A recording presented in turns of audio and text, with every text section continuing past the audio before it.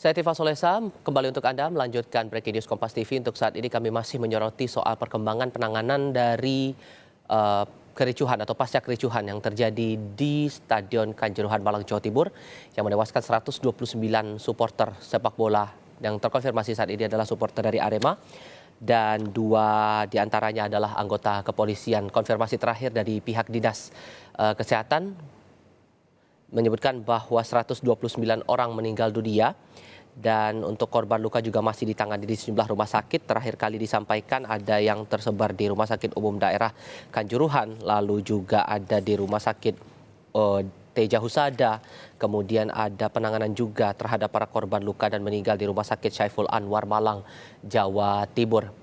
Visual yang Anda lihat ini adalah kondisi setelah atau beberapa saat setelah kejadian kericuhan terjadi hingga memicu korban jiwa.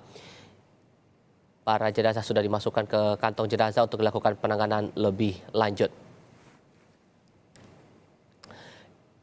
Ya, informasi lain yang juga perlu kita cermati saat ini adalah akibat kerusuhan di Malang, PT Liga Indonesia Baru atau LIB menghentikan Liga 1 Indonesia musim 2022-2023 selama 1 pekan setelah kerusuhan yang terjadi di Stadion Kanjuruhan Kabupaten Malang usai laga Arema FC versus Persebaya Sabtu kemarin 1 Oktober 2022. Dalam keterangan disampaikan Direktur Utama LIB Ahmad Hadian Lukita dalam siaran pers menyebut, keputusan tersebut kami umumkan setelah kami mendapatkan arahan dari Ketua Umum PSSI Muhammad Iriawan, dilakukan untuk menghormati semua pihak sambil menunggu proses investigasi dari PSSI. Informasi ini juga sudah disampaikan via kompas.com.